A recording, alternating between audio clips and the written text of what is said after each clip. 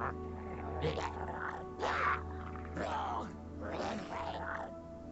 it just Paimon, or is there something weird about those hilly trails over there? Paimon thinks so too. We've seen plenty of hilly trails before, and they're always the bad guys. But this is different. Uh-oh. This is right by the Wangshu Inn too. Oh, the guests are in great danger. Now that we've seen it, if we don't do anything about it, Paimon will feel really guilty.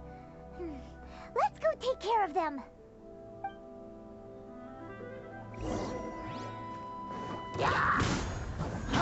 Absorption test.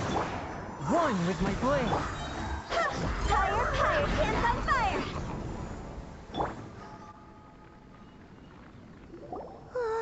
These super evil hilly trolls are more difficult to defeat than the usual kind too. Hey, seems like people are gathering over there. Oh, wonder what they're doing. Whoa! See that guy in the mask? He scared off all the hilly trolls. Oh, you mean like Xiao? Now that you mention it, this guy's mask is kind of similar to the one that he wears. But the magic he was using seemed even more adeptacy than Xiao's. Shall we go say hi?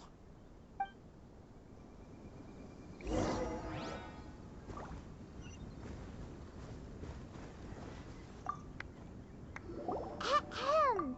Hello. Allow us to introduce ourselves. This is... Please, if you're here to thank me, there's no need. Cleansing the world of evil is the duty of the Adepti. Think nothing of it. One certainly doesn't. Wait, who are you? One had assumed you were followers, but on closer inspection it seems that we have not met. My name's Paimon, and this is my sidekick. One sees. One too shall introduce oneself, for it is good manners to comply. The one before you is the Adeptus, Master of Stars, though one is better known to one's followers as Star Snatcher. One descended from one's mountain abode to cleanse the world of evil, whereupon fate saw fit that our paths should cross.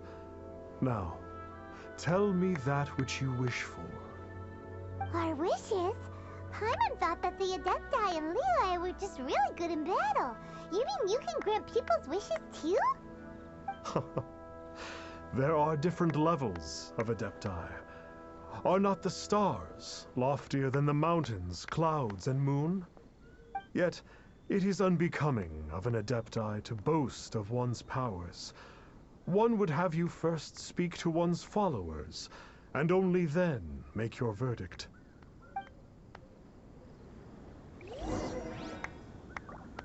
Have you seen the Master of Stars in action? His power truly hails from the divine. I believe that now, there is finally some hope for my ailing father. Watching him use his magic is all the proof you need. A true Adeptus, no doubt about it. Not long ago, I sought some medicine from him on behalf of my ailing father. The difference with Boo Boo Pharmacy's prescriptions was like night and day, I tell you. Once it was boiled and ready, it gave off this really ethereal mist. Seemed pretty adeptal to me. Could have also been because there was mistflower in it, though. Adepti medicine is surely the most potent. My father will recover soon, I just know it. Sure, you have to make some sacrifices if you seek help from an Adeptus like the Master of Stars. I had to give a few antiques as offerings. But my father's life is worth much more than a few old relics, right?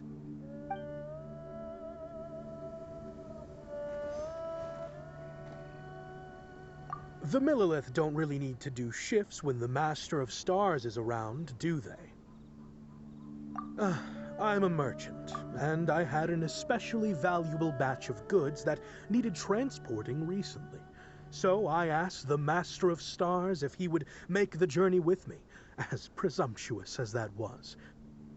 Reason being, monsters run a mile as soon as he so much as holds up his talisman. We didn't have the slightest bit of trouble the whole journey. It didn't come cheap, of course, but then soliciting the services of an Adeptus is a monumental affair. Just look at the rite of dissension.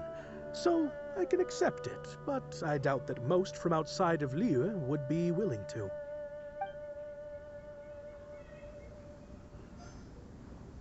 Finally, a life full of hope and purpose. Oh, are you believers too? After my fiancé had been left, I cried every day. But then I turned to the Master of Stars for help. At his suggestion, I started burning paintings of my fiancé and casting the ashes into the ocean at sunrise.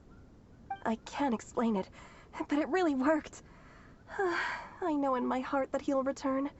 This is not some sort of positive thinking trick. I'm certain of it. I'm so overjoyed that I gave a portion of my wedding budget to the Master of Stars as an offering. After all, if not for him, I wouldn't be getting my fiancé back, in which case I wouldn't need it anyway.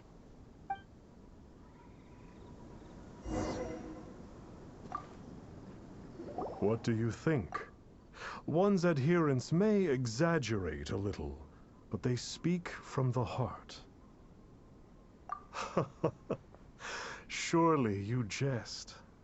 There was once a senior adeptus, Xie Wuliang, known to the people as Liangzi. He said this: all things are connected. That which mortals call imagination is merely the bridge betwixt the spiritual and the material. In other words, their wishes are already on the path of transitioning into reality. Does this make things clearer? Nope. It makes them way more complicated. But basically what you're saying is that their wishes can come true, right? Indeed. You are perceptive, my diminutive friend. Okay. So we also have one other question. Oh? You need but ask. One wanders among mortals, doing good and cleansing evil. One reveals not one's visage to avoid further disturbance to this realm than is necessary. Ah, got it. Now then, what are your wishes?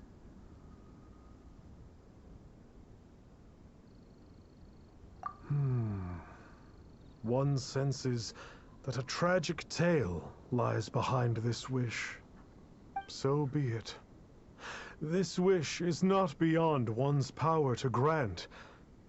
But first, one must see some proof of your faith. What's that supposed to mean? The way of the Adepti cannot be grasped from words alone. One must seek the profound truths that lie beyond them. Should you fail to perceive one's hidden meaning, then regrettably, one may lend you no aid. What do we do? Paimon doesn't understand him at all. Oh, that's right! Some of those believers mentioned that they had to pay a pretty sum for the Adeptus' help, didn't they?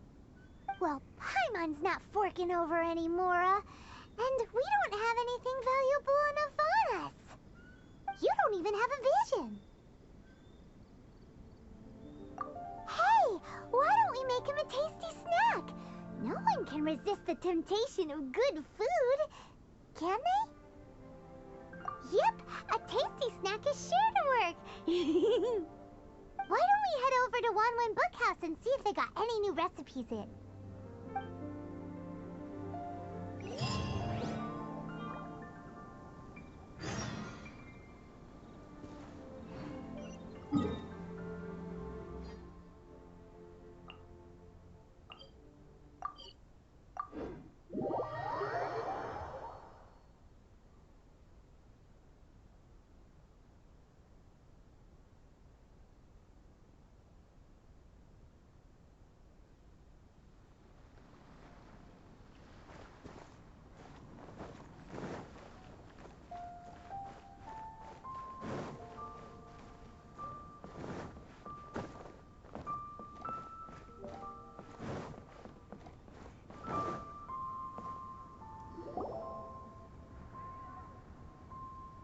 So, you'd like a copy of Yaksha's The Guardian Adepti? Yes. Here, and keep the change. Oh, aren't you generous? Thank you for your patronage.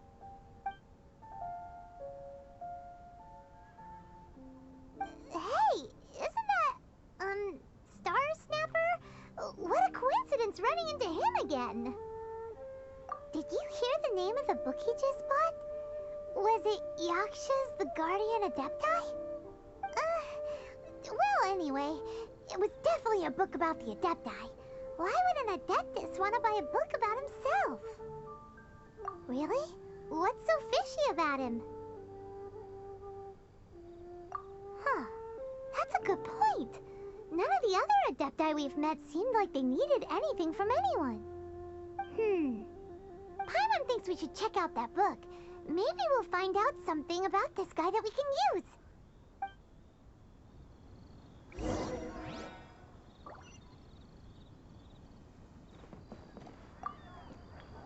Hey there! We'd like a copy of Yaksha's The Guardian Adepti. Do you have one in stock? Huh. Since when did that old chestnut become a bestseller? You're a rare breed of youngster if this is what you like to read. But you should be able to find a copy somewhere on that desk over there.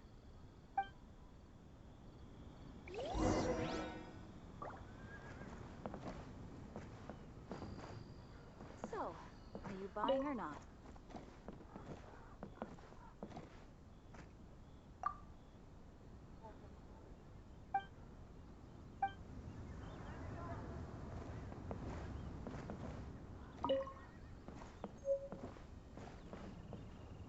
This is the one! Let's see what it's all about, shall we? In ancient times, Liyue was a land of misery, where the shadow of evil loomed large. As slain gods festered, their vengeful wrath cursed the world, manifesting in infernal forms. When demons stirred, miasmas, monsters, and mutations infested the land. Then Rex Lapis summoned the Yakshas to vanquish the demons. They swore an oath: restore order through slaughter, purge evil through battle. To this we dedicate our lives. Eons of bloodshed later, karmic debt weighed upon them, phantom wrath seeping into their broken souls. They went mad with fear, turned on each other, or succumbed to the darkness. Of the 5 foremost Yakshas, death came to 3, while the 4th vanished without a trace.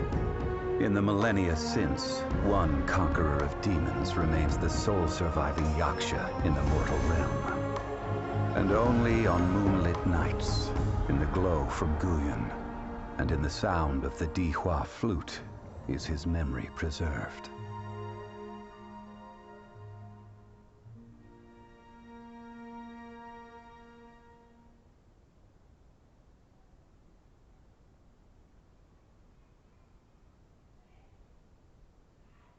The Yakshas, a group of Adepti who defend Liyue.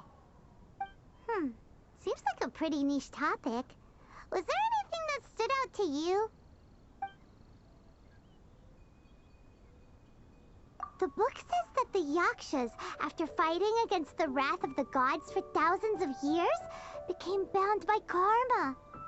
Poisoned by the hateful thoughts of the gods, the Yakshas would often descend into indescribable fits of terror, rage, or agony. Oh, it's so tragic. After everything they went through in all their years of protecting Liyue, they got no reward and had to deal with so much suffering instead.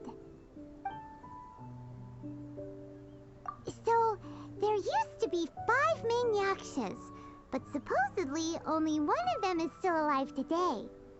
Do you think that it could have anything to do with that Star Snatcher guy? No, surely not.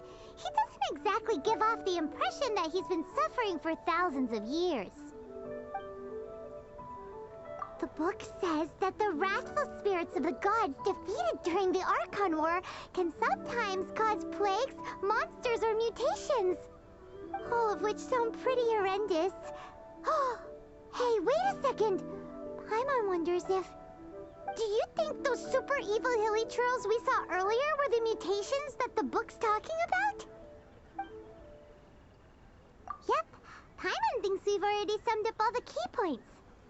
So back to the matter at hand. The things we need answers on are 1, where did those super evil-looking hilly trolls come from? And 2, what does Star Snatcher have to do with the Yakshas, right? Now to head back to where this all started and commence our investigation. Let's part the fog of mystery that hangs over Dway and Karst and let the truth shine through in its full glory. To be honest, Paimon actually hopes he is a real Adeptus. His exorcism technique seemed real enough at least. But if we get our hopes up, there's further for them to come down. So it makes sense to investigate thoroughly first, just to be sure. Alright, let's head back to Wangshu Inn!